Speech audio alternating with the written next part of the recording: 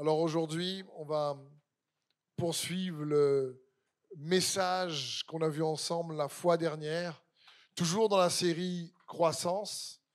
Mais le message qu'on a vu ensemble la fois dernière vraiment est resté dans mon esprit toute la semaine. Et je demandais au Seigneur de m'aider, à vous aider pour que sa parole reste toujours pratico-pratique pour vous, pour chacun d'entre nous. Je demande toujours à Dieu de m'aider que je puisse vous partager des messages qui soient équilibrés, mais en même temps pratiques pour l'appliquer rapidement dans la vie de tous les jours, parce que sa parole a la puissance, le potentiel, la capacité de changer notre quotidien. Amen. Et donc, on va continuer la deuxième partie du message qui s'intitule « Comment renforcer sa foi lorsque la victoire tarde à venir ?» On a vu que c'était important, lorsque la victoire tarde à venir, de renforcer sa foi. Parce que lorsque la victoire tarde à venir, soit c'est l'incrédulité qui est renforcée, soit c'est notre foi qui est renforcée.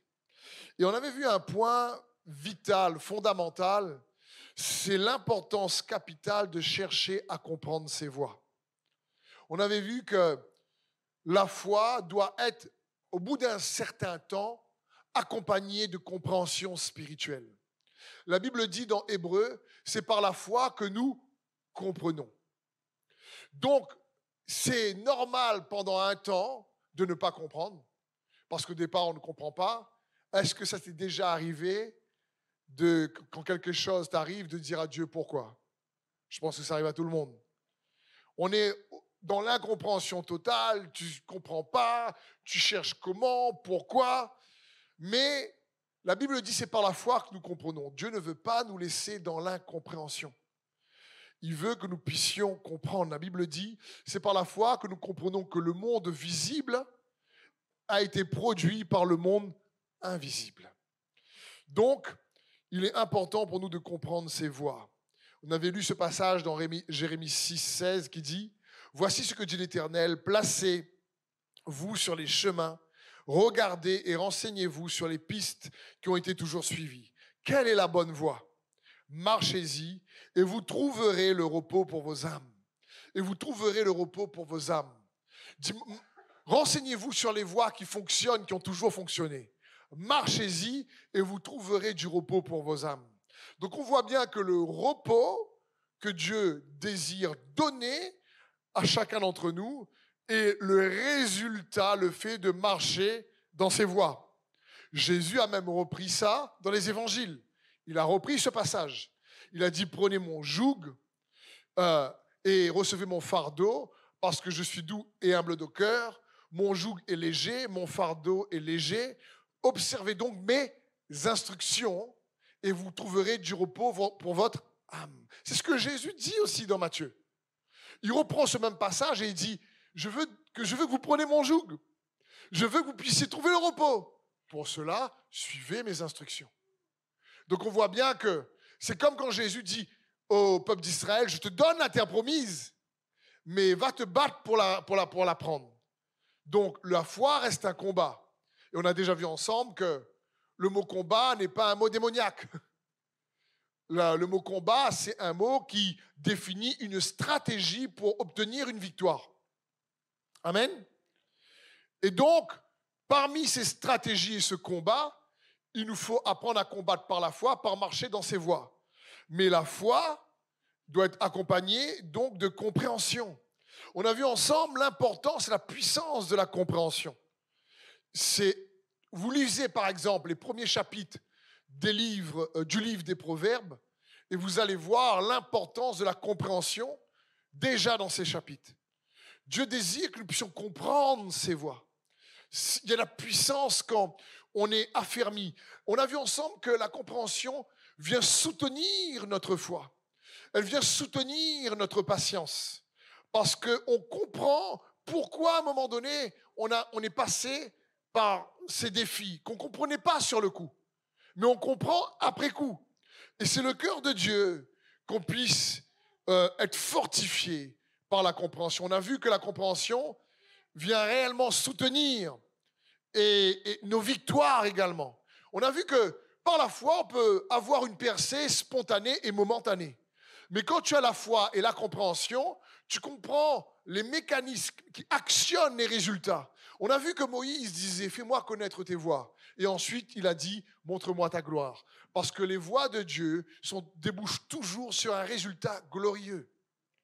Quand en tant qu'enfant de Dieu, on a la foi et qu'on emprunte des voies qui sont toujours catastrophiques et qui débouchent toujours sur la peine, l'angoisse, la difficulté, humblement parlant, c'est peut-être qu'on s'est trompé de voie. On est sauvé, certes, mais la vie est faite de galères. Ce n'est pas encore une fois le cœur de Dieu que les enfants de Dieu restent constamment dans la galère.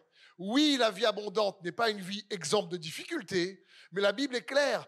Le juste rencontre beaucoup d'afflictions, mais l'Éternel les délivre de tous. C'est écrit ça. Donc, on ne peut pas dire qu'on est exempt d'affliction. Mais, quelle que soit l'affliction qu'on emprunte ses voies, le résultat glorieux, c'est qu'on est délivré. C'est-à-dire qu'on est capable de traverser une tempête sans que la dépression, l'angoisse viennent constamment nous saisir. On est capable de garder une santé mentale et morale malgré les défis. Même lorsque les émotions sont en ébullition, comme David, on est capable de se fortifier dans l'Éternel et dans le Seigneur lorsqu'on apprend à marcher dans ses voies. Comprenez ça? Et c'est important. Et c'est ce que Dieu veut que nous puissions réaliser. Jésus, avant de monter au ciel, a donné ce don de compréhension important à ses disciples. Avant qu'ils reçoivent la puissance du Saint-Esprit, regardez dans Luc 24 au verset 44, la Bible dit « Puis il leur dit, c'est ce que je vous disais lorsque j'étais encore avec vous. Il fallait que s'accomplisse tout ce qui est écrit à mon sujet, dans la loi de Moïse, dans les prophètes et dans les psaumes. Alors, il leur ouvrit l'intelligence afin qu'ils comprennent les Écritures. » Alors il leur ouvrit l'intelligence afin qu'ils comprennent les Écritures. Ça veut dire que ça, il faut bien comprendre. Ces disciples ont grandi en connaissant par cœur les Écritures. Mais ils ne comprenaient pas. Et il faut bien réaliser qu'ici, Jésus, avant d'envoyer le Saint-Esprit, il leur donne la compréhension des Écritures. Et c'est important. Dieu désire que nous puissions comprendre ses voies pour pouvoir reproduire envers les autres, pour les autres, et faire en sorte qu'une victoire, on sait comment la reproduire, si vous préférez. Prenons l'exemple d'un médecin, par exemple. Un médecin a étudié et il comprend donc les voies de la médecine, si je puis dire. Donc, quand quelqu'un est malade, il va lui poser quelques questions. Il va lui dire, écoute, qu'est-ce que tu as là ? Il dit, écoute, j'ai un peu mal à la tête, j'ai un petit... Et de par le diagnostic qu'il va faire, il va comprendre ce que la personne a comme problème et il va pouvoir lui donner le remède. Oui ou non? Le médecin, qu'il soit à La Réunion, qu'il soit en France, qu'il soit en Chine, qu'il soit au Brésil, s'il y a quelqu'un qui est malade, de par sa compétence et sa compréhension de la médecine, il va pouvoir apporter des solutions. Oui ou non? Comprends bien, spirituellement, c'est pareil. À un moment donné, quand on comprend les voies de Dieu, quand la Bible dit comment trouver le repos, il y a des voies pour trouver le repos. Il y a des manières de faire. On a vu certaines manières de faire, comme le pardon. Quelqu'un dit, je veux avoir le repos, il ne pardonne jamais. Oublie. Dieu veut te donner, mais tu ne veux pas marcher dans ses voies. Donc c'est compliqué. Parce que la foi doit être accompagnée de compréhension. On a vu que le psalmiste prie souvent en disant « Montre-moi tes voies, fais-moi connaître tes voies, instruis-moi tes voies, dans tes voies. » Et c'est le cœur de Dieu pour nous. Il désire qu'on puisse mieux comprendre ses voies dans différents domaines de nos vies.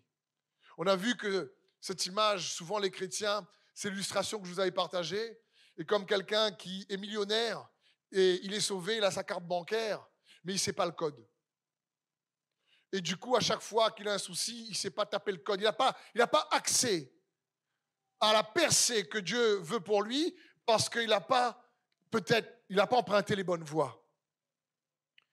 Et il est important pour nous de réaliser ces voies-là.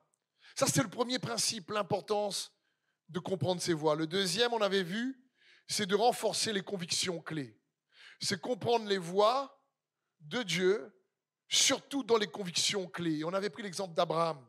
La Bible dit dans Romains 4, 18, il a espéré contre toute espérance. Abraham a cru. Il est ainsi devenu le père d'un grand nombre de nations. Et la Bible dit au verset 21, car il était pleinement convaincu. Mais Abraham n'était pas pleinement convaincu tout de suite. Au début, il a cru, mais au départ, il faut comprendre qu'il doutait un petit peu avec Sarah. Il a pris un petit raccourci, il a fait un petit Ismaël et c'est pas très bien passé, il y a eu des conflits. Donc il faut bien comprendre, la pleine conviction, elle n'est pas venue tout de suite. Mais elle est venue quand, surtout, il s'est fortifié dans l'identité que Dieu lui avait donnée, qui est passée d'Abraham à Abraham, qui est passé de père élevé à père des multitudes, alors qu'il n'avait qu'un enfant. Il s'est rappelé des vérités de Dieu. C'est devenu une certitude pour lui. C'est ça, une conviction, une pleine conviction, c'est une certitude. Son esprit, sa foi en Dieu sur ce que Dieu disait, ses promesses, était une certitude. Donc même s'il n'avait pas encore reçu le fruit dans les circonstances, et ça a pris des années, il a rendu grâce de ce que Dieu a fait de lui un père d'un grand nombre de nations, alors qu'il n'avait pas encore d'enfants. Et ça, c'est un moyen pour nous de comprendre comment les voies de Dieu. Abraham s'est fortifié, pas dans n'importe quelle conviction. Il faut bien comprendre, Abraham ne croyait pas en Dieu tout de suite pour aller au ciel. Abraham ne s'est pas dit, je vais croire en Dieu pour avoir la vie éternelle. Abraham a cru les promesses de Dieu, ce qu'il a fait. Il savait que Dieu pouvait ressusciter. Mais on ne voit pas dans l'histoire d'Abraham qu'il croyait en Dieu pour être sauvé. Abraham croyait en Dieu parce que, oui, il croyait que Dieu avait une cité céleste et qu'il y aurait quelque chose, oui, sûrement après. Mais ce n'est pas écrit clairement. Abraham croyait en Dieu parce qu'il savait qu'il était le Tout-Puissant et qu'il pouvait changer sa vie et qu'il pouvait faire des miracles dans sa vie, qu'il pouvait réellement faire en sorte que le fait qu'il n'avait pas d'enfant avec sa femme Sarah allait changer, que Dieu était capable. Et il s'est fortifié dans cette conviction.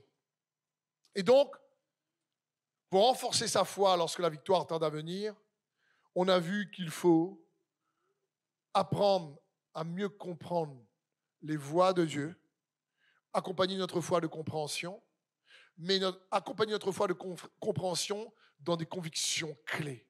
Et je vous avais cité quelques-unes. Mais aujourd'hui, j'aimerais vraiment que nous puissions comprendre ces voies pour être affermis dans d'autres convictions clés, cruciales et importantes. Ça va être le troisième point de ce message. Parce que s'il y a bien une conviction clé qu'on doit comprendre, c'est qui est Dieu.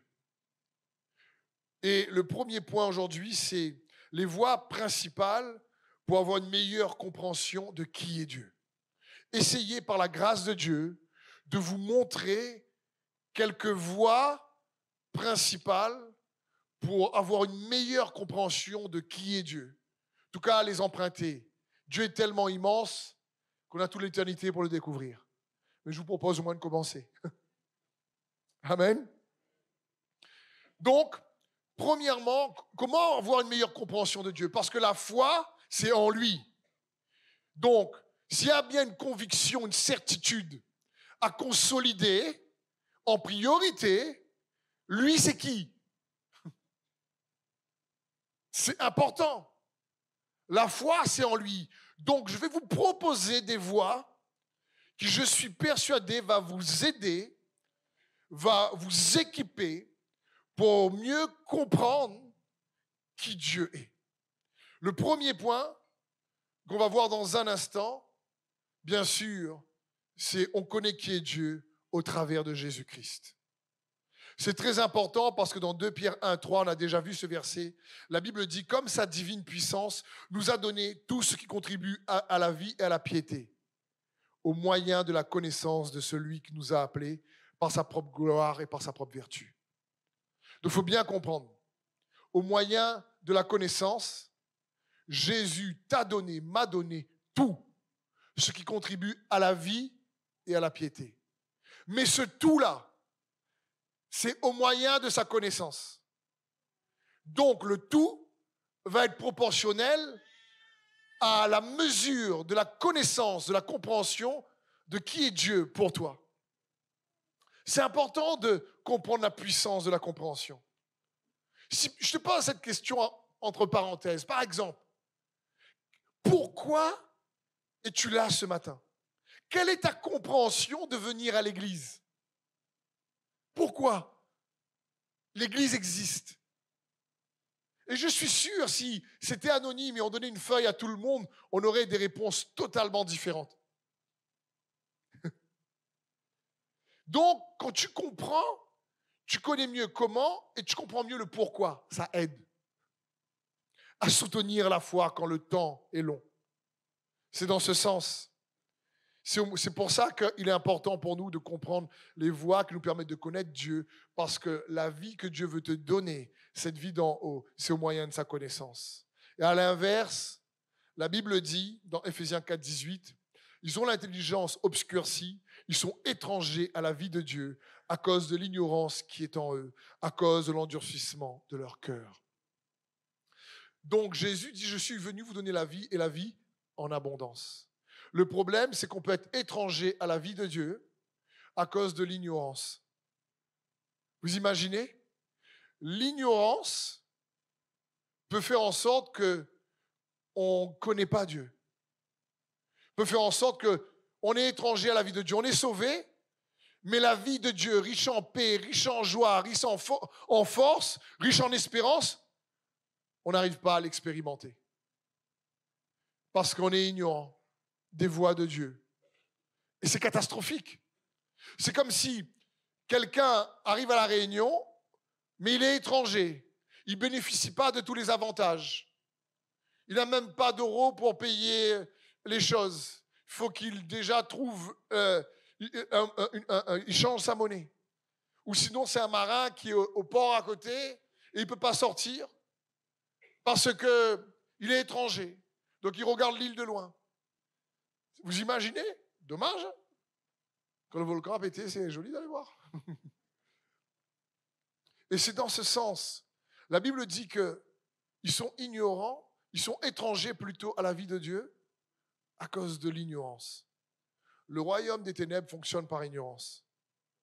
Et nous devons donc comprendre, frères et sœurs bien-aimés de Dieu, tu n'es pas juste sauvé pour juste galérer tout le temps. Je ne veux pas dire encore une fois que la vie n'est pas exemple de souffrance, mais la vie de Dieu en toi doit être remplie de joie, de paix, doit être remplie réellement d'espoir, de vie, malgré les défis et les soucis. Il faut bien comprendre, l'apôtre Paul avait compris ça. Il a dit dans Philippiens 3, 8, « Et même je regarde toutes choses comme une perte à cause de l'excellence de la connaissance de Jésus-Christ, mon Seigneur. Pour lequel j'ai renoncé à tout, je regarde tout cela comme de la boue afin de gagner Christ. » L'apôtre Paul avait compris le mot excellence signifie nettement supérieur.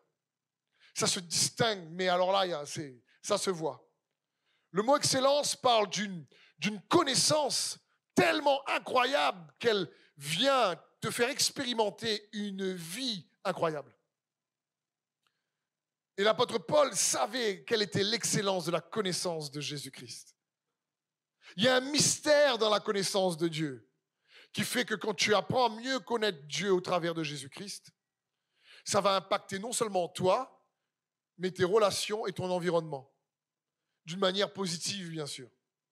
Donc, quelles sont les voies pour mieux comprendre qui est Dieu? Premièrement, au travers de Jésus-Christ. Colossiens 1, 15 nous dit, « Ce Fils, il est l'image du Dieu que nul ne voit. Il est le premier-né de toute la création. » Il faut bien comprendre. Jésus est venu corriger la perception partielle ou parfois erronée de qui est Dieu. Je répète, les qualités de Dieu, si tu préfères, se vérifient en Jésus-Christ. Tous les prophètes de l'Ancien Testament ont parlé de Dieu d'une manière. Si leur manière de parler de Dieu ne se retrouve pas en Jésus, alors on a la possibilité, le droit de réajuster. Hébreux 1:1 nous dit ceci. À bien des reprises et à bien des manières, Dieu a parlé autrefois à nos ancêtres par les prophètes. Et maintenant, dans ces jours qui sont les derniers, c'est par son Fils qu'il nous a parlé. Il a fait de lui l'héritier de toutes choses, et c'est aussi par lui qu'il a créé l'univers. Ce Fils est le rayonnement de la gloire de Dieu et l'expression parfaite de son être. Il soutient toutes choses par sa parole puissante. Si tu préfères, notre compréhension de qui est Dieu se vérifie dans notre connaissance de Christ. Jésus-Christ est la référence qui révèle Dieu pleinement. Il est le chemin. C'est-à-dire, il est le modèle, le patron, le template, comme je vous ai parlé. Le patron de couture. Il est l'image parfaite. Qui Dieu dans les cieux se voit au travers de Jésus. Ce que Jésus n'est pas, Dieu n'est pas. C'est pour ça qu'il a dit à Philippe, comment tu peux dire montre-nous le Père? Celui qui m'a vu a vu le Père. Donc Jésus vient nous révéler qui est Dieu d'une manière phénoménale. Et c'est important pour nous de comprendre ça. Il est la référence. Ce qui n'est pas dans la vie de Jésus, eh ben on peut se dire, ce n'est pas en Dieu non plus. Parce qu'il est le chemin. Dieu a pris plaisir de se révéler pleinement. On a lu dans Hébreux, il est l'expression parfaite. Donc, premièrement, comment comprendre les voies de Dieu pour mieux comprendre qui est Dieu? En connaissant mieux Jésus-Christ. Comment on connaît mieux Jésus-Christ? Par le Saint-Esprit. Deuxièmement, Jésus dit dans Jean 16:13, quand le Consolateur sera venu, l'Esprit de vérité, il vous conduira dans toute la vérité. Car il ne parlera pas de lui-même, mais il dira tout ce qu'il aura entendu. Il vous annoncera les choses à venir. Il me glorifiera, dit Jésus ici, parce qu'il prendra de ce qui est à moi et vous l'annoncera. Quand un homme, un pécheur, réellement accepte Jésus-Christ comme son Seigneur et Sauveur, il reçoit le salut. Ce n'est que le début. Après ça, il est impératif qu'il reçoive le Saint-Esprit pour apprendre à mieux connaître Jésus. Parce que pour mieux connaître Jésus, on a besoin du Saint-Esprit. Il va nous révéler qui est Jésus pleinement. On ne peut pas connaître Jésus juste de manière intellectuelle. C'est par le Saint-Esprit. Jésus dit, il vous l'annoncera. Donc c'est important. Le Saint-Esprit n'est pas juste une option. Apollos, qui était un grand prédicateur, lorsque Aquilas et Priscille l'écoutent, même s'il parlait avec exactitude de Jésus, mais le Jésus selon Jean le Baptiste, Aquilas et Priscille avaient remarqué qu'il n'avait pas reçu le baptême du Saint-Esprit. Et ils l'ont pris avec lui pour parfaire sa connaissance de Jésus-Christ. Parce que sans le Saint-Esprit, ce n'est pas possible. C'est pour ça qu'il a été envoyé également. Donc, premièrement, on connaît mieux Dieu en cherchant à mieux connaître Jésus. Comment, deuxièmement, on connaît mieux Jésus? Par le Saint-Esprit. Troisièmement, comment on peut mieux comprendre qui est Dieu? Par les Écritures. La parole. Voilà 3 moyens, 3 voies. La parole, 2 Timothée 3,16. Toute écriture est inspirée de Dieu et utile pour enseigner, pour convaincre, pour corriger, pour instruire dans la justice. Pour convaincre dans la justice. Pour corriger dans la justice. Pour instruire dans la justice. Pas dans la condamnation, pas dans l'accusation, pas dans la haine, dans la justice. Afin que l'homme de Dieu soit formé et équipé pour toute œuvre bonne. Donc, par les Écritures. On a vu ensemble. Qu'est-ce qu'il y a dans la Bible? L'Ancien et le Nouveau Testament. Il y a les livres prophétiques, les livres, les poèmes, psaumes, etc., proverbes. Il y a les livres historiques. Mais tous ces livres parlent ou révèlent Jésus. À côté des prophéties et des histoires qui révèlent Jésus, il y a dans les Écritures des promesses. Amen. Mais il y a aussi dans les Écritures des principes. Comprenons bien. Comment recevons-nous les promesses? En pratiquant par la foi les principes.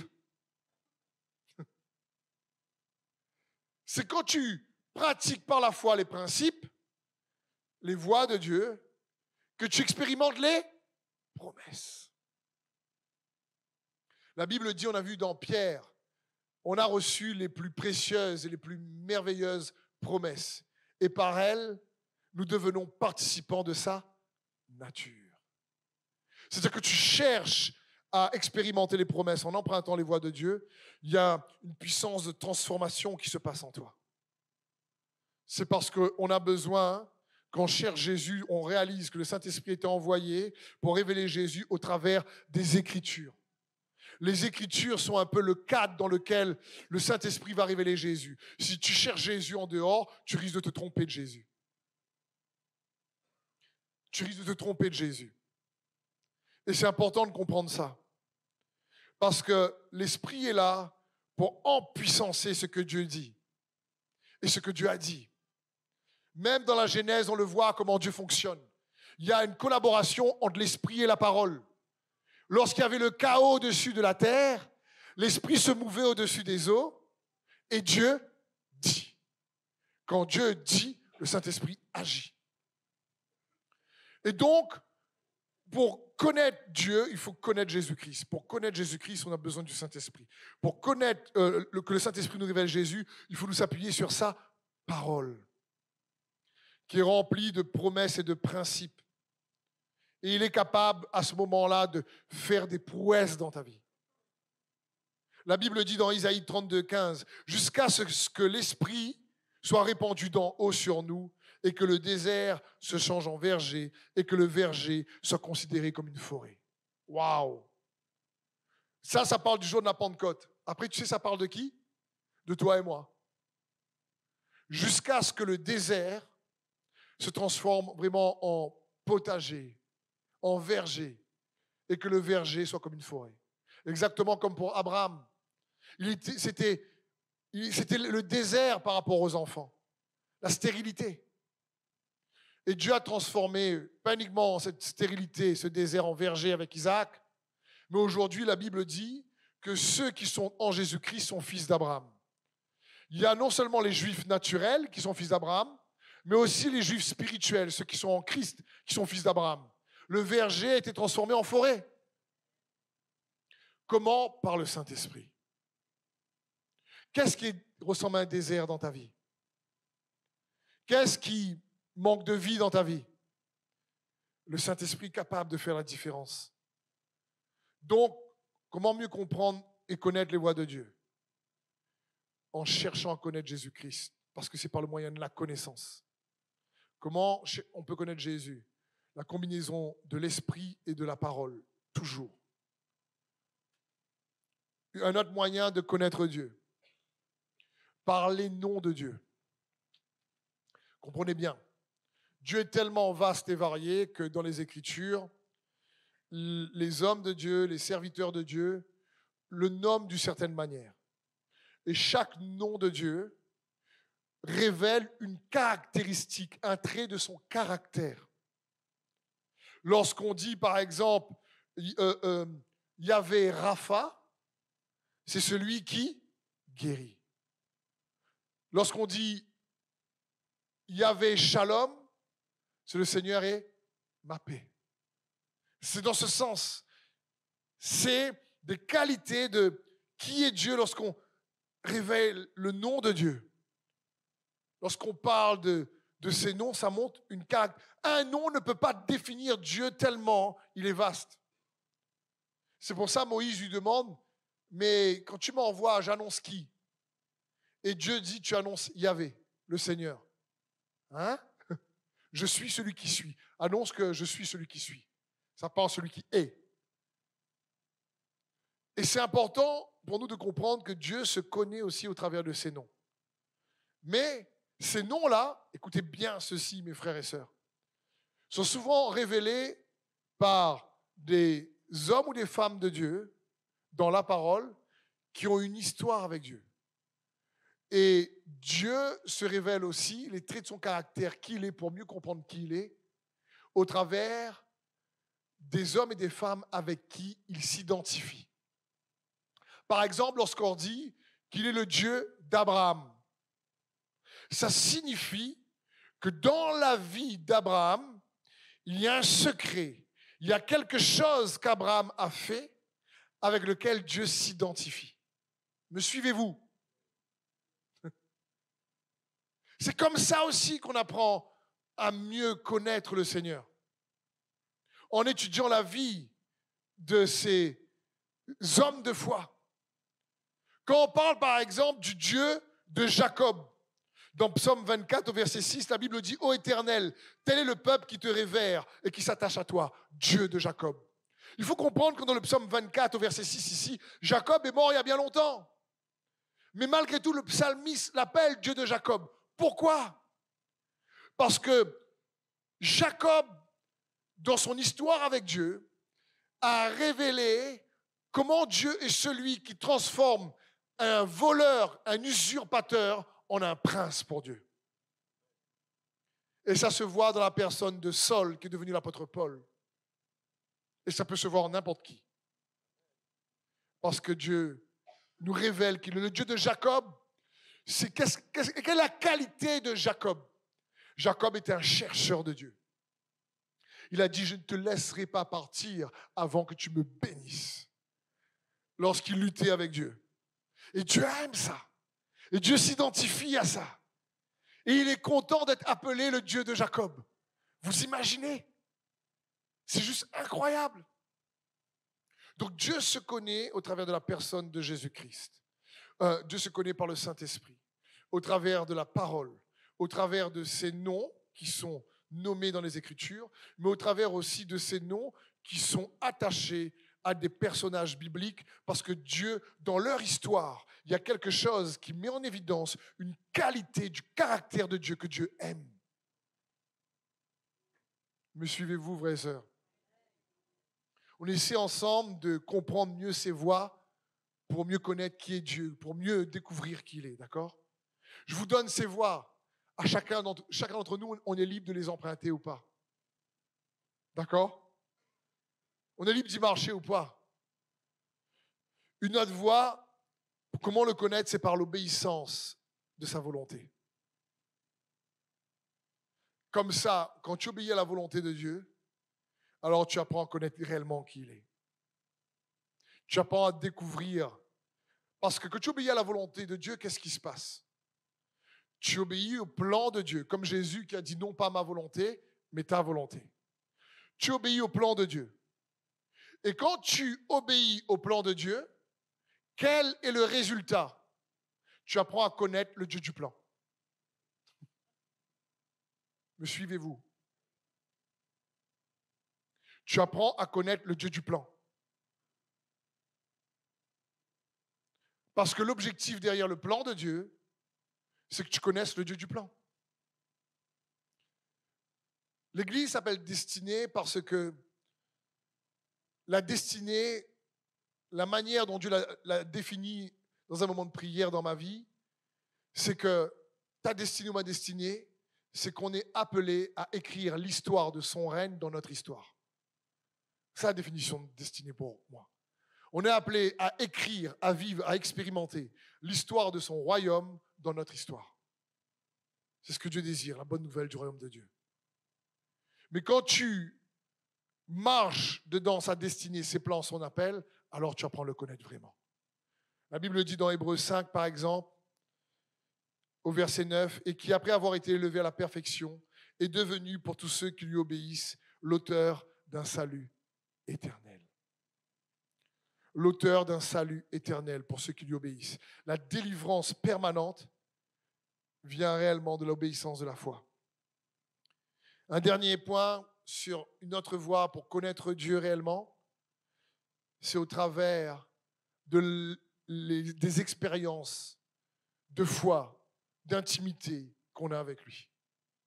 Mais encore une fois, ces expériences, parfois, elles ont distrait, fait dévier certains. Parce qu'ils sont sortis du cadre de la parole. Ils sont sortis de qui est Jésus vraiment. Ils ne sont pas restés... c'est l'Esprit me dit. Et au lieu que les voies de Dieu produisent un fruit glorieux, ce n'est pas le cas. Mais nos expériences pour connaître Dieu sont aussi importantes. Une visitation de Dieu, une rencontre personnelle, c'est important. C'est quand même, il ne faut pas sous-estimer ça. C'est risqué lorsque c'est pas soutenu par la parole. Et là, on peut réellement se tromper. Parce qu'il faut comprendre. Jésus est venu annoncer la bonne nouvelle du royaume des quoi? Des cieux. Pas la bonne nouvelle du royaume du ciel.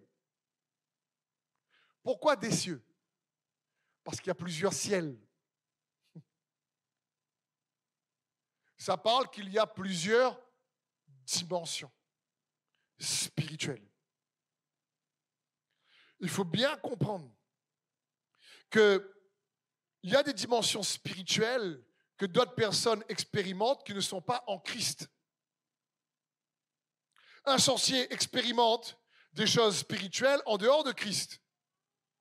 Il va emprunter des voies de ténèbres qui, en plus, parfois, produisent le résultat qu'il veut.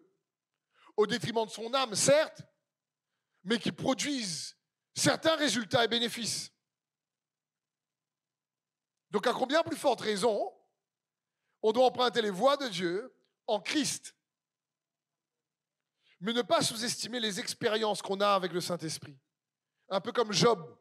Job va dire au chapitre 42, il va dire jusqu'à présent, verset 5, j'avais seulement entendu parler de toi, mais maintenant, mes yeux t'ont vu. Là, Job dit, je t'ai expérimenté. Il y a quelque chose, il y a une dimension de la connaissance, de la compréhension de Dieu en Job qui a upgradé, qui s'est amélioré, qui a progressé. Vous comprenez? Sa souffrance lui a permis en réalité de progresser. Parce que malgré tout, il n'a pas dévié. Au départ, il était dans l'incompréhension. Job est un bel exemple. Au départ, il était dans l'incompréhension. Il a gardé la foi. Mais à la fin, il a compris. Comprenez? Est-ce que ça vous aide, frères et sœurs? C'est des points simples. Et j'ai l'impression que certains me regardent et disent, En tout cas, ça devrait être simple. Je suis en train de vous montrer des approches pour connaître Dieu. Il faut les combiner. Toujours dans le cadre de la parole. Si c'est en dehors, c'est dangereux. Parce que le Saint-Esprit va ramener la parole pour révéler Christ, pour que ce soit toujours en Christ. Parce que s'il y a bien quelque chose qu'on doit consolider et devenir comme Abraham pleinement persuadé, c'est qui Dieu est pour toi. Et comment tu découvres qui Dieu est pour toi? Par ces voies-là. Mais moi, je peux que te présenter les voies et te dire, vas-y, allez, bah, ta carré dedans. Mais je ne peux pas les pratiquer pour vous, je dois les pratiquer pour moi. Comprenez? Donc, c'était le premier point. Priez pour moi. Le premier point, c'est les voies principales pour avoir une meilleure compréhension de qui est Dieu. Le deuxième, c'est les voies principales pour comprendre juste ce qu'est un chrétien. Pourquoi? Parce que on reparle de consolider, comme Abraham, l'identité. Avant d'être pasteur, avant d'être, je ne sais pas, évangéliste, avant d'être businessman, avant d'être diacre, ce que tu veux. D'abord, tu es un chrétien, un enfant de Dieu. Amen. Et il nous faut comprendre ce qu'est un chrétien. Pour comprendre ce qu'est un chrétien, il faut d'abord comprendre ce qu'est un homme. Frères et sœurs, ce genre de compréhension va affermir en réalité votre foi si vous comprenez ces choses-là. C'est quoi un homme? Un homme est une créature que Dieu a créée qui est pour lui le premium. Vous savez, ça veut dire quoi, premium? Quand il dit nous sommes les prémices de ces créatures, ça signifie qu'on est la créature au top. Mais quand je dis ça, tu dis au top, au top. Pas trop, pas trop top. Hein? Parce qu'encore une fois, notre compréhension est peut-être contaminée juste parce qu'on a vu, vécu, ou l'expérience des circonstances qu'on a traversées. Mais quand on revient à l'origine, dans le design pour lequel Dieu a créé l'homme, notre compréhension s'améliore. Par exemple, oui, l'homme a été créé de poussière, mais pas uniquement. L'homme est composé de 3 parties, esprit, âme et corps. Comprenons bien ceci. Les anges, oui, ont été créés à partir, leur matière, c'est la lumière. Ils sont glorieux en force. Mais l'homme a quelque chose de particulier qu'il nous faut réaliser. Et j'espère que ça va t'aider à mieux comprendre qui tu es et célébrer Dieu, comme quand David dit « Je suis une créature merveilleuse » dans Psaume 139. Il ne dit pas ça parce qu'il était joli. Il ne dit pas ça parce qu'il regarde dans le miroir et dit « T'es Brad Pitt, viens pas à côté ». Il ne dit pas ça. Il dit parce qu'il a compris le design, le but pourquoi l'homme a été créé. Dans Hébreux 2:6, la Bible dit « Or, quelqu'un a dit quelque part ce témoignage. Qu'est-ce que l'homme pour que tu te souviennes de lui, ou le fils de l'homme pour que tu prennes soin de lui ?» Ensuite, le verset continue en disant « Tu l'as fait pendant peu de temps inférieur aux anges. » Et après, en parlant de Jésus et de nous qui va suivre, tu l'as couronné ensuite de gloire et d'honneur. L'homme est une créature incroyable. Comprenons bien ceci. L'homme a été designé pour que Dieu habite en lui. Dieu n'habite pas dans les anges.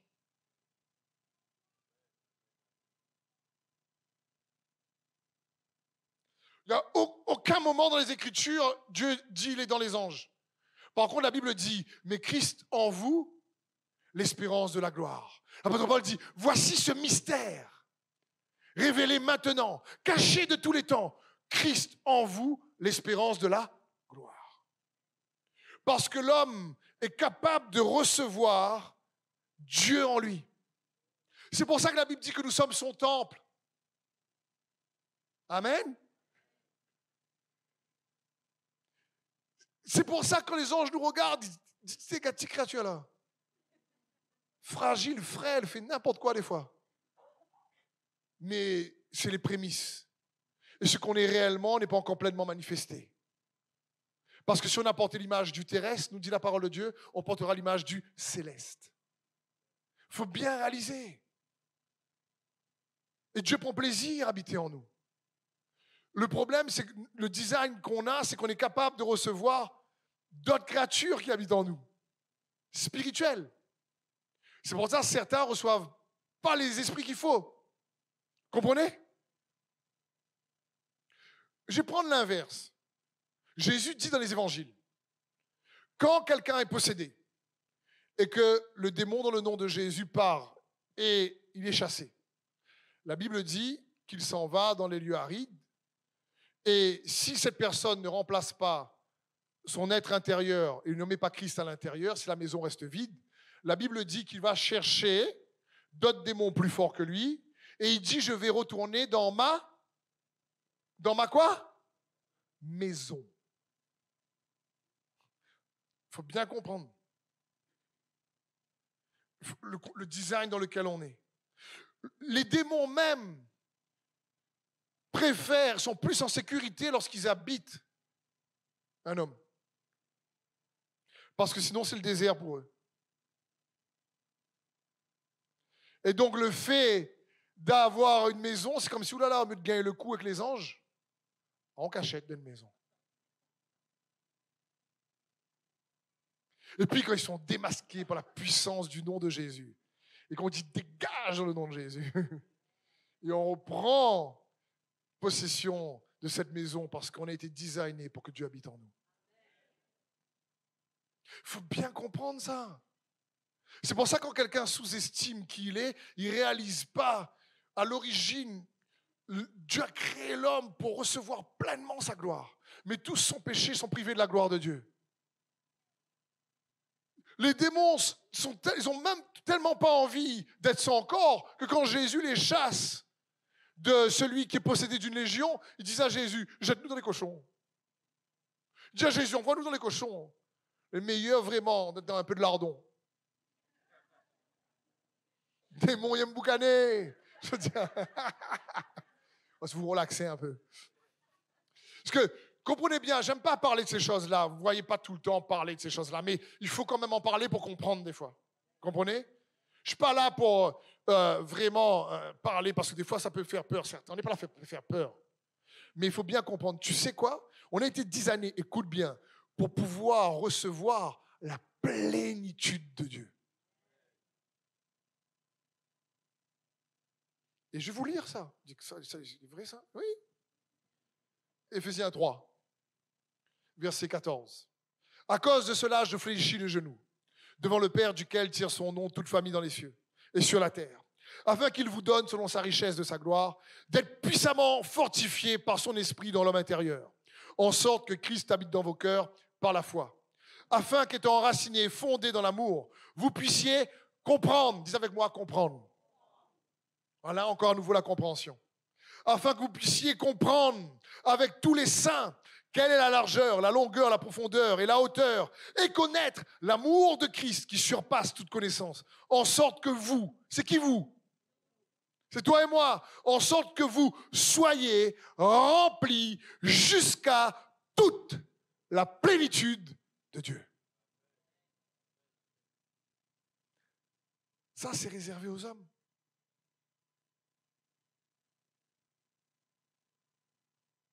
Mais quand on ne comprend pas comment les 10 années...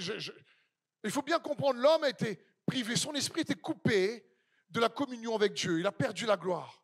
Mais Dieu nous a fait naître de nouveau par rapport à ce que Jésus a accompli pour que nous puissions à nouveau recevoir le Saint-Esprit. Notre esprit naît de nouveau et il est à nouveau en capacité d'être en communion avec l'Esprit de Dieu pour nous renouveler. Donc, il faut bien comprendre, sur terre, ceux qui sont chrétiens naissent 2 fois. Et ceux qui naissent 2 fois meurent 1 fois. Et ceux qui naissent 1 fois meurent 2 fois. Hein? Dans l'Apocalypse, ça parle de la seconde mort. Ça parle de l'étang de feu où on va jeter Satan, la mort et le séjour des morts. Donc on voit déjà que la mort est une entité spirituelle, pas juste un événement. Il jette Satan, son acolyte, la mort, et le séjour des morts, un autre camarade, dans les temps de feu. Et tous ceux qui ne sont pas nés une 2e fois. Ce n'est pas leur place.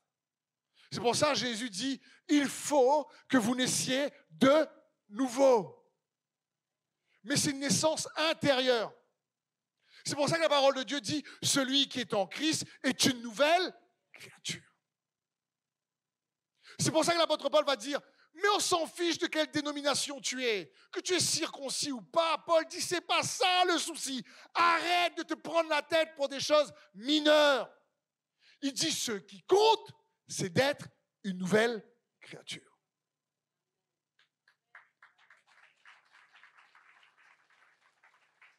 Le chrétien est un homme, une femme designé pour recevoir la plénitude de Dieu parce qu'il a été renouvelé par l'Esprit. Jésus l'a lavé, la croix l'a pardonné, la résurrection l'a justifié.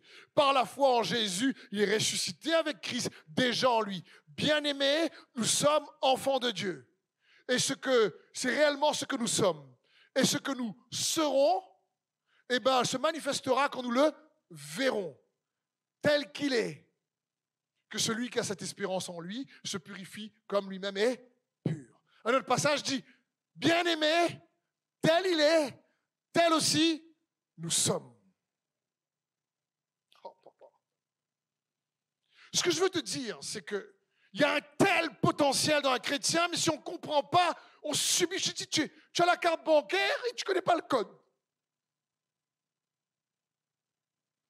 Et l'ennemi profite de l'ignorance parce que l'ignorance nous rend étrangers à la vie de Dieu.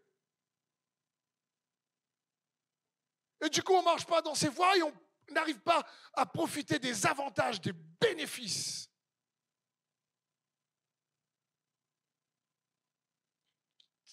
C'est dans ce sens. Ça, je dis, essayons de mieux comprendre ce qu'est un chrétien, juste ça. pour recevoir la plénitude de Dieu. Dieu aime habiter en toi et en moi. C'est pour ça que la Bible dit que nous sommes son temple. C'est juste incroyable. Et la Bible dit peut-être aujourd'hui ça ne se voit pas, mais l'histoire n'est pas terminée.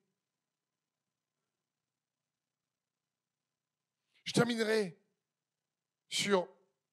en guise de conclusion, sur le fait que quand justement on est capable, malheureusement ou heureusement, Dieu nous a créés comme ça, quand c'est Dieu, c'est heureusement, quand c'est un autre esprit, c'est compliqué. On est souvent animé d'autres esprits qu'on ne connaît pas. Un peu comme Jacques et Jean, lorsque Jésus ne va pas en Samarie parce qu'ils ne veulent pas le recevoir, et il dit, Seigneur Jésus, est-ce que tu veux qu'on fasse descendre le feu sur cette ville pour brûler un peu tout le monde? Je dis, allez les gars, ça c'est les apôtres ça. On peut les cramer un peu? Et Jésus se retourne et Jésus leur dit, vous ne savez pas quel esprit vous anime. Je prends un exemple simple. Ne levez pas la main à cette question. Mais qui s'est déjà disputé?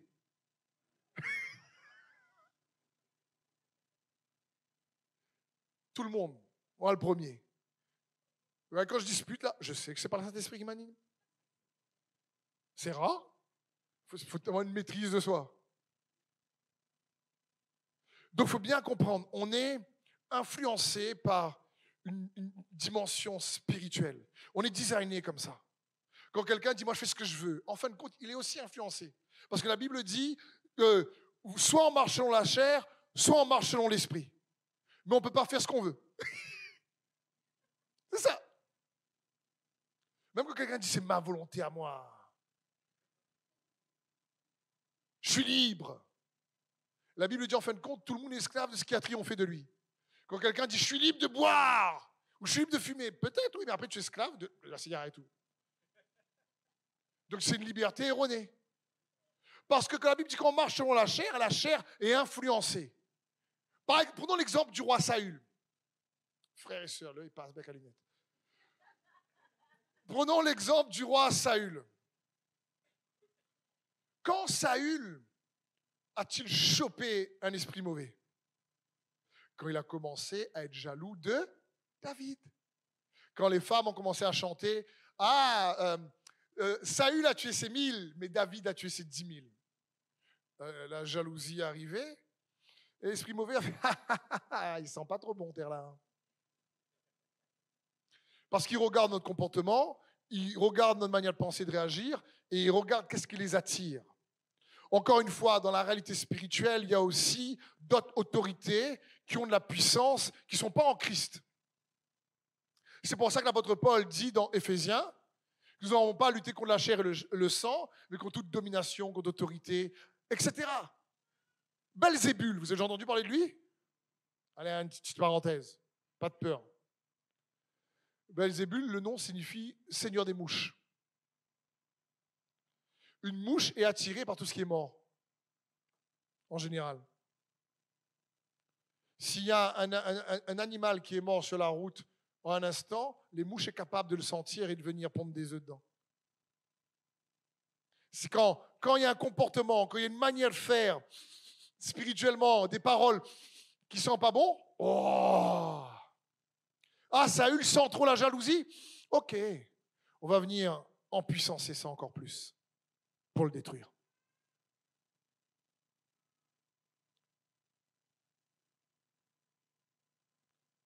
Amen. Frères et sœurs, c'est la parole. Je ne dis pas ça encore une fois. J'essaie de montrer qu'il y a une autre réalité réelle avec laquelle il faut qu'on compose. Vous ne marchez pas par la vue, mais par la foi, nous dit la parole de Dieu. J'aime pas prendre la réalité des ténèbres, mais parfois ça permet d'illustrer certains points. Vous comprenez? Parce que oui, c'est en Christ que nous, on doit découvrir ces choses. Mais parfois, pour que notre compréhension s'affermisse, c'est bien de comparer un petit peu, du oulala. C'est pareil quand, à l'inverse, quelqu'un cherche Dieu, comme Jacob. Ça tire Dieu, ça tire les anges. Quand il dit la parole, quand il déclare, quand il loue Dieu, quand il remercie. C'est dans ce sens. Parce que, par exemple, pour mieux comprendre comment garder une délivrance, comment ça se fait parfois qu'une personne peut être délivré sur le coup, guéri, et qu'un mois ou 2 mois après, ça revient pire. Ou c'est plus compliqué, ou l'ennemi part et revient. C'est soit on n'a pas trouvé l'accès spirituel, qui fait que l'ennemi est capable de revenir. Parfois, la personne ne connaît même pas, c'est quelque chose d'intergénérationnel. Et donc, il faut que l'Esprit révèle. Et une fois qu'on a, par l'autorité du nom de Jésus, parce qu'on porte son nom, il vit en nous, on chasse ça, eh bien, il faut s'engager à être transformé par la vérité. Parce que ce n'est pas uniquement l'onction qui libère, c'est la vérité aussi qui libère. Jésus dit, vous demeurerez dans ma parole, vous connaîtrez la vérité vous rendra libre. Mais il faut demeurer dedans. C'est-à-dire qu'à un moment donné, il faut être transformé par le renouvellement de l'intelligence, par la vérité de Dieu. Et ça, c'est important. Donc des fois, la victoire n'est pas permanente parce qu'elle n'est pas suivie d'un renouvellement. Par exemple, pour garder une victoire, il y a 4 principes simples. Je vais aller vite. Il faut déjà pardonner. Il faut ensuite renoncer. Il faut ensuite se repentir. Et il faut remplacer les mauvaises habitudes par des bonnes.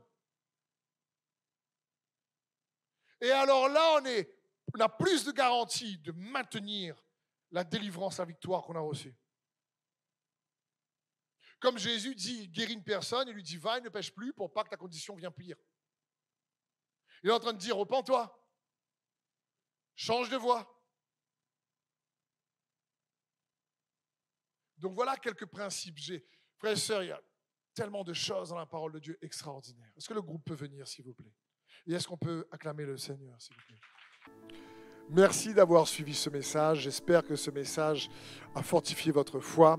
Merci également pour tous ceux et celles qui nous soutiennent au travers de votre générosité. Vous avez en bas de votre écran un QR code qui vous conduira vers une page qui s'intitule jeveuxbénir.com. Merci de nous aider à propager sa parole. D'ailleurs, si ce message a fortifié votre foi et que vous connaissez quelqu'un de votre entourage qui aurait besoin de l'entendre, n'hésitez pas à lui partager ce message. Aussi, je vous encourage, si vous le souhaitez, à vous abonner à notre chaîne YouTube. Nous avons des messages nouveaux chaque semaine. Nous sommes aussi présents sur d'autres médias dont vous aurez donc les liens dans la description ci-dessous. En tout cas, merci de nous avoir suivis. Soyez bénis.